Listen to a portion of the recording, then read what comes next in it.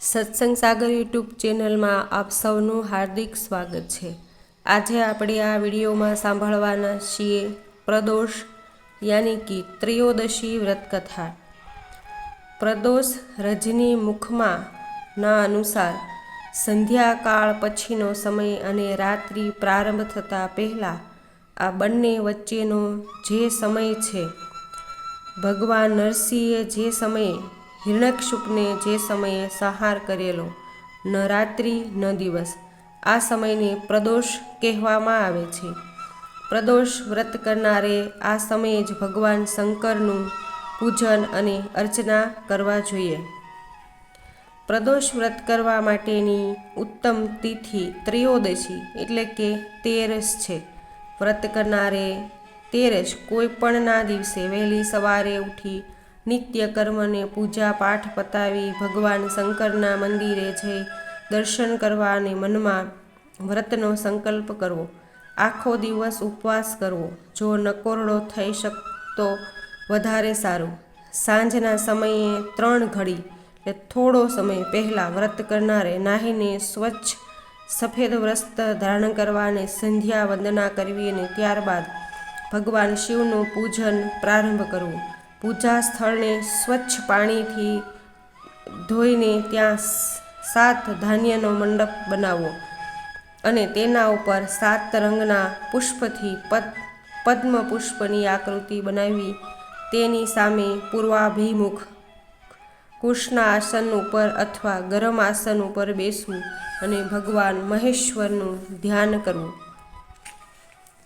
ધ્યાનનું સ્વરૂપ કરોડો ચંદ્રમા સમાન કાંતિવાળા ત્રિનેત્રધારી મસ્તક પર ચંદ્રમા રૂપી આભૂષણ ધારણ કરવાવાળા પિંગલ વર્ણના જટાજૂટધારી નીલકંઠ તથા અને રુદ્રાક્ષ માળાઓથી સુશોભિત વરદહસ્ત ત્રિશૂલધારી નાગના આભૂષણ અને કુંડળ ધારણ કરનાર વ્યાઘ્ર ચર્મ ધારણ કરેલા રત્નજડિત સિંહાસન પર બિરાજમાન એવા દેવાધિદેવ મહાદેવનું ધ્યાન કરવું।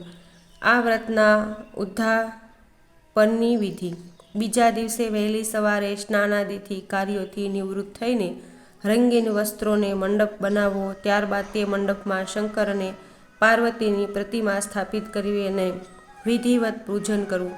ભગવાન શિવ અને માતા પાર્વતીને પ્રસન્ન કરવા માટે ખીર વડે હવન કરવો। હવન કરતી વખતે ઓમ ઉમા સહિત શિવાય નમઃ મંત્રના જાપ કરતાં કરતાં 108 આહુતિ આપી અને તે ઉપરાંત ઓમ હ્રીમ ક્લીમ નમઃ શિવાયનું ઉચ્ચારણ કરતાં કરતાં 108 આહુતિ આપી આ હવન વિદ્વાન બ્રાહ્મણના હસ્તે કરાવવામાં આવે તો તેનું ફળ અનેક ગણું મળે છે। હવન સંપન્ન થયા પછી બ્રાહ્મણને ભોજન કરવું અને યથાશક્તિ દાન દક્ષિણા આપી ત્યારબાદ બ્રાહ્મણના મુખેથી સ્વસ્તિ વાંચન કરાવો અને શુભ આશીર્વાદ લેવા। બ્રાહ્મણની આજ્ઞા લઈને સ્નેહીજનો સાથે પ્રસાદ ગ્રહણ કરવો।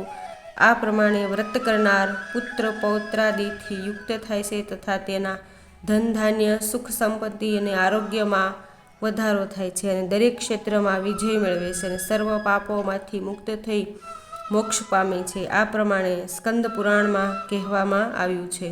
ત્રયોદશી વ્રતનું મહાત્મ્ય ઉપર જણાવ્યા પ્રમાણેનું ત્રયોદશી વ્રત એટલે કે પ્રદોષ વ્રત કરવાવાળો મનુષ્ય સદા સર્વ પ્રકારે સુખી રહે છે। તેના સંપૂર્ણ પાપોનો નાશ આ વ્રતના પ્રભાવે થાય છે। આ વ્રત જો સ્ત્રીઓ કરે તો તેના જન્મના પાપો નાશ પામે છે અને આગલા જન્મમાં તે અખંડ સૌભાગ્યવતી રહે છે। સુહાગણ સ્ત્રીઓનો ચૂડી ચાંદલા અખંડ રહે છે અને ધન તથા ધાન્યના ભંડાર ભરેલા રહે છે અને કુંવારી કન્યા પણ જો આ વ્રત કરે તો તેને ઈચ્છિત ઘર અને વર મળે છે।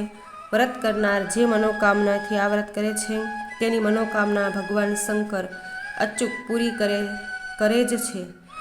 સૂતજી કહે છે, ત્રયોદશી પ્રદોષ વ્રત કરવા વાળાને ગાયનું દાન કરવા જેટલું પુણ્ય મળે છે। આ વ્રતને જે ભાવિક સંપૂર્ણ વિધિ વિધાન અને તન મન ધનથી કરે છે તેના સંઘળા દુઃખ અને દારિદ્ર્ય દૂર થાય છે અને મોક્ષ